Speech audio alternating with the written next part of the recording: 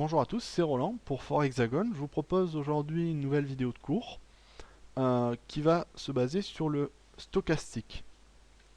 Donc il y a beaucoup de choses à savoir, enfin il y en a plus que sur les autres les autres indicateurs que nous avons vus jusqu'à présent. Le stochastique comporte plus d'informations. En fait, c'est un oscillateur qui est combiné en même temps à un indicateur de suivi de tendance, enfin qui permet le suivi de la tendance en même temps. Alors, on va voir un petit peu, comme pour les autres indicateurs, les différents principes de base. Alors, tout d'abord, on définit un stochastique entre 0 et 100, c'est-à-dire qu'il ne peut pas dépasser, et il est donc borné. Cette notion de borne implique des zones d'excès, de surachat et de survente. Donc le surachat se situe au-dessus de 80 et la survente en dessous de 20. Dans ces cas-là, on considère que les cours ont trop monté, ou trop vite, ou trop baissé, ou trop vite, et dans ce cas-là, ils ont forte chance de retourner. Mais ça s'applique comme si vous avez vu la vidéo sur les RSI, ça ne s'applique pas toujours. Par exemple, en période de tendance, ça peut être amené à continuer. Donc ensuite, un autre aspect, donc les divergences, la même utilisation que sur le RSI, je referai des rappels là-dessus. Et ensuite, ce qui est intéressant, c'est les croisements entre les deux courbes. Donc les deux courbes, c'est la bleue ici, je vais augmenter la taille du trait peut-être pour la lisibilité. Euh, la bleue, c'est le pourcentage K, c'est le signal principal, donc c'est la courbe principale, et le rouge, la courbe orange ici, c'est un signal, c'est une courbe de signal, c'est-à-dire c'est une courbe de suivi, c'est une moyenne mobile calculée sur le stochastique. Alors, et on pourra voir comment les utiliser en tendance. Alors tout d'abord, donc ce que je vous expliquais tout à l'heure, on va commencer par voir les zones de surachat et de survente. À la zone de surachat et de survente, lorsqu'il est en surachat, on va avoir plutôt tendance à vendre, et lorsqu'il est en survente, on va avoir plutôt tendance à acheter. Donc ainsi, ici, le RSI, le stochastique, excusez-moi, euh, est en survente, et on va avoir tendance plutôt à acheter à ce niveau-là. Et les cours effectivement montent. Ici, il est suracheté, on va avoir plutôt tendance à vendre, et les cours font de la stagnation et ne baissent pas forcément. Donc c'est quelque chose qui est un petit peu subjectif. Ici, vous voyez, on rentre aussi en surachat, mais ça baisse un petit peu, mais pas beaucoup. Alors, c'est parce que là, on est rentré dans une phase de tendance. Et dans une phase de tendance, ça ne s'utilise pas vraiment, puisque là, vous voyez, de la même façon, là, on rentre en surachat, mais ça va pas vraiment descendre, hein, ça reste un petit peu plat. Ça s'utilise dans des zones de range. Par exemple, ici, là, c'est beaucoup plus judicieux. Là, vous voyez, on peut trader ici, puisque là, on est en survente ici. On peut trader à l'achat. Là, on rentre en survente, on peut trader à la vente ici. Et ainsi de suite. Mais là, c'est parce qu'on est un petit peu en zone de phase de retournement, on est dans la zone où les cours consolident et hésitent. Mais en zone de tendance, c'est-à-dire dans un mouvement par exemple comme celui-ci, là c'est compliqué puisque là, on peut trader les zones de survente dans ce cas-là, puisque ça va être un rebond, mais les zones de surachat, c'est pas d'intéressant, puisque à chaque fois, vous voyez, on est au-dessus, mais ça continue quand même à accélérer à la hausse juste après. Là, vous voyez, là on a un exemple. Ici, là, on a une zone de range. Claire. Là, sur toute cette période, on a une zone de range. Et là, on va pouvoir trader les zones de surachat et de survente clairement. Donc là, on entre en survente, on achète, on entre en zone de surachat, on vend. Ici, vous voyez, donc ça correspondra ici.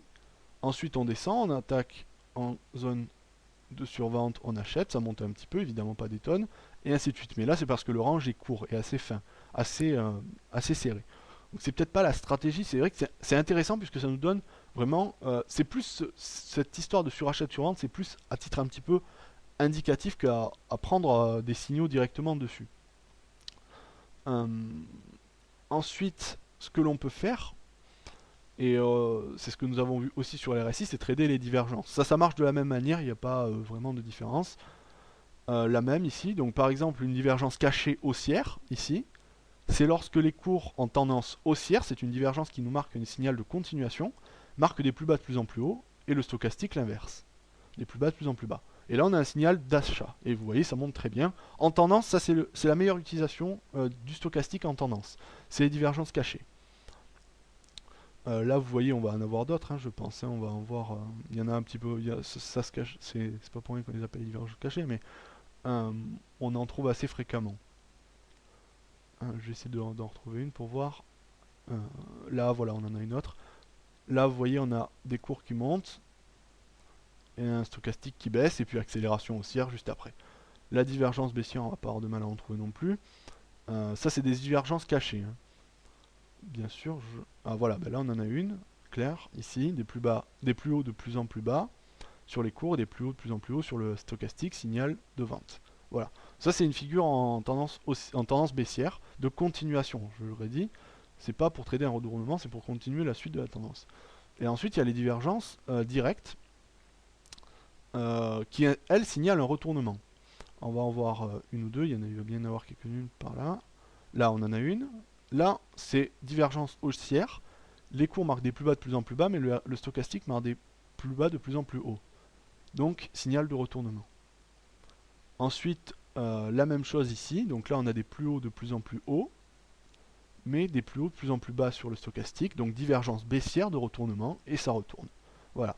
Ça, c'est le trading des divergences.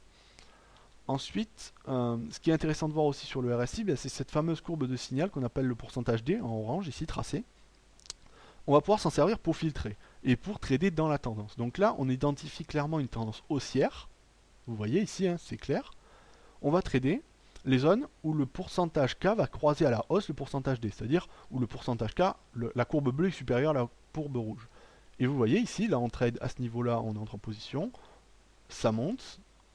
Ici, on peut rentrer en position ici aussi. Ça monte. Ici, ça va nous donner plein de petits signaux souvent à interpréter rapidement, mais ça va faire une succession de beaucoup de petits gains en fait. Et peu de pertes dans une phase de tendance. En tendance, on va faire beaucoup plus de gains que de pertes, puisque la tendance favorise les trades haussiers, et donc on a plus de chances de gagner. C'est pareil pour un exemple baissier. On va prendre un exemple, on va en trouver une pas mal ici, voilà, une tendance baissière claire. Ici, on peut trader la vente ici. On peut la trader ici aussi en même temps que la zone de surachat. On peut trader ici aussi, on va être gagnant quasiment tout le temps. Voilà. Donc ça, c'est l'utilisation, la dernière utilisation possible du stochastique. À part ça, il n'y a pas grand chose à dire. Il faut savoir, donc pour résumer, il faut maîtriser les zones de surachat et de survente, les divergences cachées et les divergences directes. Vous pouvez vous référer au cours, il y a un cours intégralement fait sur les divergences, qui les explique plus en détail. Et on trade aussi les croisements entre le pourcentage K et le pourcentage D. Voilà. Donc à ce niveau-là, bien, je pense en avoir à peu près fini. J'espère que ça vous a intéressé, que ça vous a plu. Et sur ce, je vous dis à bientôt.